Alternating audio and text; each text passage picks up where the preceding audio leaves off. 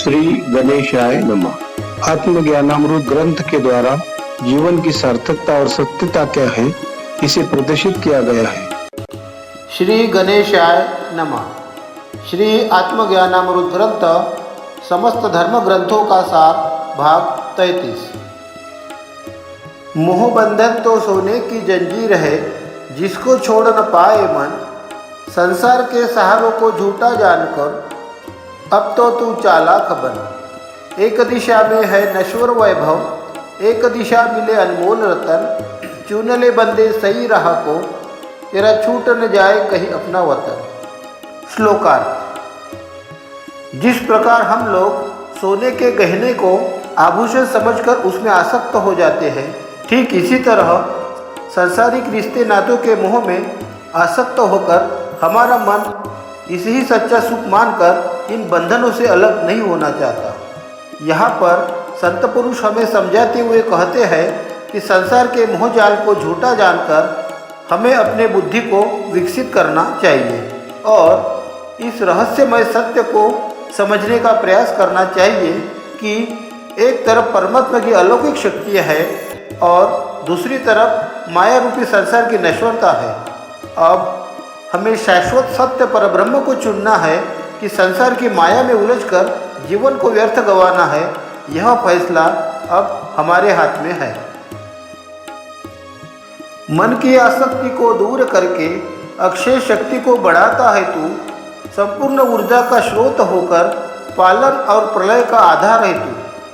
समय की धारा में जो निरंतर बदले, इस संसार की माया में है तू।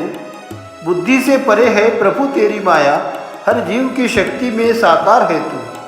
श्लोकार्थ। ध्यान भक्ति में जो तन्मय हुआ, वह भक्त परमात्मा की महिमा का बखान करते हुए कहता है कि हे परमात्मा, जो श्रद्धा भाव से भक्ति करता है, उसके मन को आप जल की तरह निर्मल और स्वच्छ कर देते हो। साथ ही कभी न समाप्त होने वाली अविनाशी शक्ति को प्रदान करते हो। संपूर्ण सृष्टि की रचयिता, पालन करता, आप विलक्षणीय ऊर्जा शक्ति के स्रोत हो। संसार का निर्माण और विनाश भी आपके द्वारा ही संभव हो सकता है। समय के साथ यहाँ पर जो निरंतर परिवर्तन होता है, इस त्रिगुणमयी माया में भी आपका अस्तित्व कायम है। हे जगत पिता जगदीश्वर, आपकी शक्ति साकार रूप से हर जीव में कार्य कर रही है। आपको हम अपनी बुद्धि के द्वारा पहचानने में समर्थ नहीं है। जिसने रचाया इस देह को, उसका तू कर गुणगान। आत्मा है बलवान बंदे, सद्गुण का कवच ओढ़ेता। जीवन है अनमोल जिसकी, सद्गुरु से तू कर पहचान। हृदय मृदु कोमल बना, जैसे फूलों की है मुस्कान। श्लोकार्थ। जिस परमात्मा ने हमें यह बहुमूल्य मानव का शरीर दिया है, उसका हमें तहे दिल से शुक्रिया अदा करना चाहिए और प्रार्थना करनी चाहिए कि हे परमात्मा, मेरी कोई योग्यता नहीं है। जो कुछ तूने दिया है वह मेरी योग्यता से कई गुना अधिक है।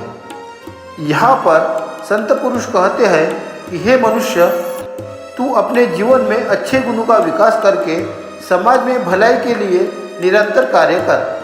साथ ही अपनी आत्मा की शुद्धि के लिए तू प्रभु का गुणगान कर, प्रभु की भक्ति कर और अपने हृदय को फूलों की तरह कोमल बनाकर, बाहर भीतर से प्रेम से भरकर, परमात्मा के साथ प्रीत लगाकर अपने जीवन का सार्थक कर। दृढ़ निश्चय हो, मन भी अटल हो, किसी चीज का मोह नहीं। संत जनों का साथ सदा हो, तो प्रभु से मिलन में संदेह नहीं। प्रभु में अटल विश्वास रहे तो ज्ञान का भी कोई गर्व नहीं। रस भरे फलों की डाली हो तो अकड़ना उसका स्वभाव नहीं। श्लोकार्थ। हे मनुष्य, तू अपने मन को स्थिर करके तथा प्रभु में पूर्ण विश्वास रखकर, दृढ़ निश्चय होकर, वस्तु का मोह छोड़कर, सदा संत पुरुषों की सेवा करके सत्संगी बनकर प्रभु की भक्ति करेगा, तो तुझे परमात्मा का अवश्य साक्षात्कार होगा। भक्त को कभी भी प्राप्त हुए ज्ञान का गर्व नहीं करना चाहिए।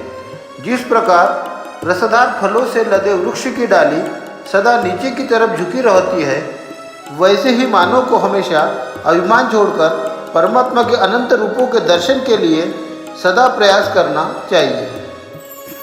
संपत्ति से कई साधन मिले पर साधना यह नहीं मिली, संतोष धन तू प्राप्त कर खिल जाएगी तेरे दिल की कली। परम पिता की सत्ता के आगे किसकी यहाँ पर है चली, चरणों का सहारा लिए बिना किसको यहाँ पर शांति मिली।